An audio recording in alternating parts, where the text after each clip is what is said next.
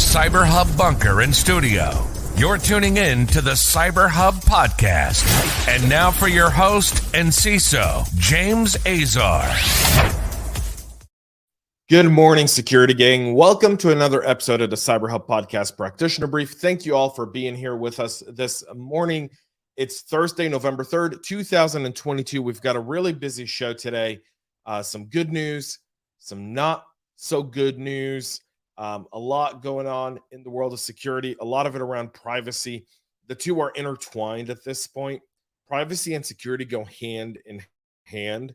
And I think we're going to start to see that shift take place in a lot of companies over the next several years as organizations realize they've got to address privacy through security and not the other way around.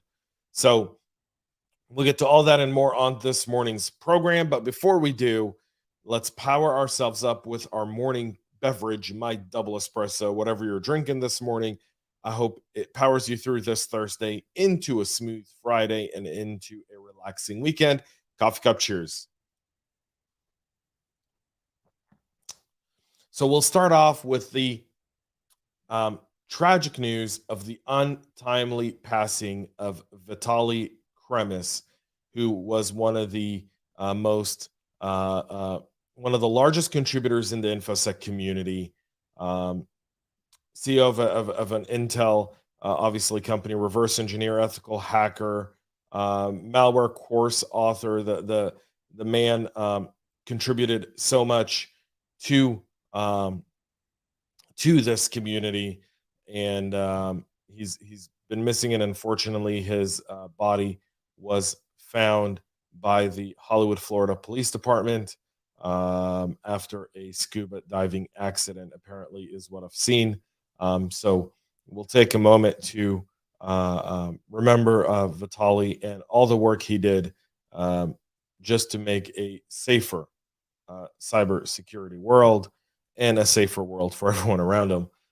For those who've ever interacted with him, know that he was a special individual, and definitely someone that this community will miss, and big shoes to fill there. So the untimely passing of Vitali, and our thoughts and prayers go out to friends, family, obviously, and the entire Infosec community today. We'll move to Fortinet patching 6 high-severity vulnerabilities. Fortinet on Tuesday informed customers about 16 vulnerabilities discovered in the company's products, including 6 flaws that have been assigned a high-severity rating. One of the high-severity issues affects FortiTester, and it allows an authenticated attacker to execute commands via specially crafted arguments to existing commands. FortiSIM is affected by a vulnerability that allows a local attacker with command line access to perform operations on the Glassfish server directly via hard-coded password. The remaining flaws are stored and reflected in cross-site scripting bugs for FortiADC, FortiDeceptor, FortiManager, and FortiAnalyzer. So you want to make sure you get those patched. Criminals are using rogue versions of KeePass and SolarWinds software to distribute the RomCom RAT. The operators of RomCom RAT are continuing to evolve their campaigns with rogue versions of softwares like SolarWinds Network Performance Monitor, KeePass Password Manager, and PDF Reader Pro. Targets of the operation consist of victims in the Ukraine and select English-speaking countries like the UK. Given the geography of the targets and the current geopolitical situation, it's unlikely that the RomCom RAT actors are cybercrime motivated, but rather most likely geopolitical. The latest finding comes a week after a Canadian cybersecurity company disclosed a spear phishing campaign aimed at Ukrainian entities to deploy the remote access Trojan called the RomCom RAT.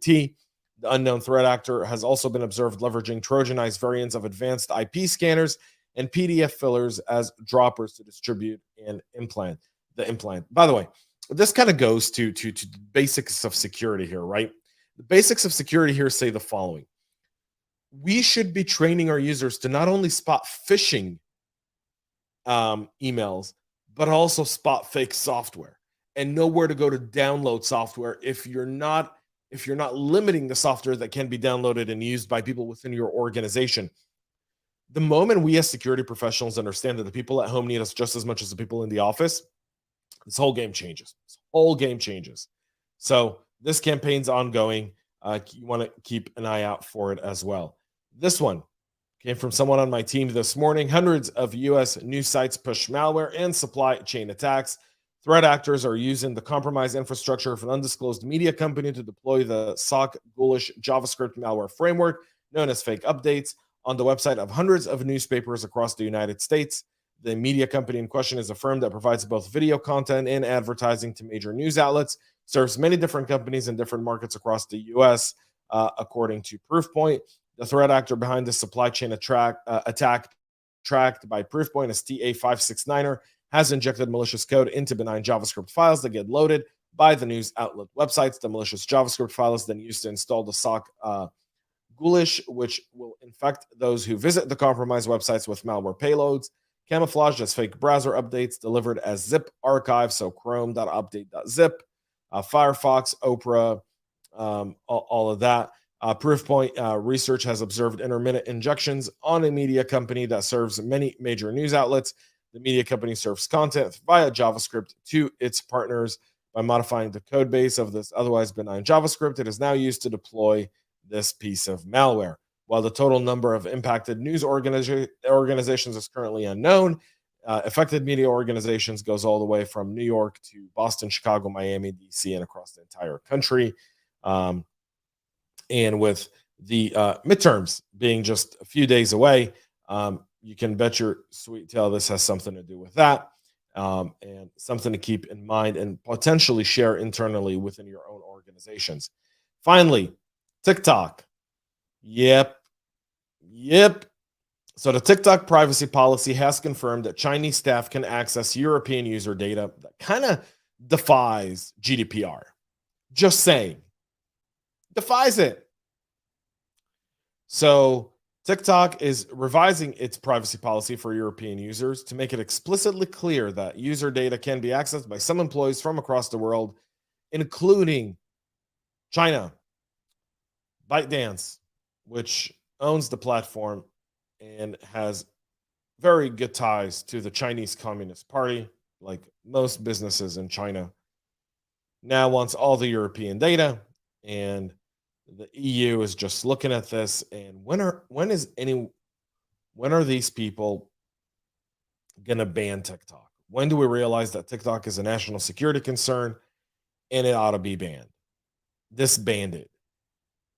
Sanctions should be levied on the Chinese for this. The FCC is calling for a ban of the application over national security concerns. At least the Brandon Carr of the FCC is calling for the ban, and let's hope the new Congress can get that across the aisle with the national security apparatus and get TikTok once and for all banned from all U.S. users.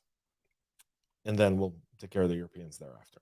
Folks, that's it for our show this morning. We'll be back with a whole lot more on Monday. Until then, thank you all for tuning in. Thanks for being part of the show. Make sure to subscribe. Make sure to follow us on your favorite podcast listening platform.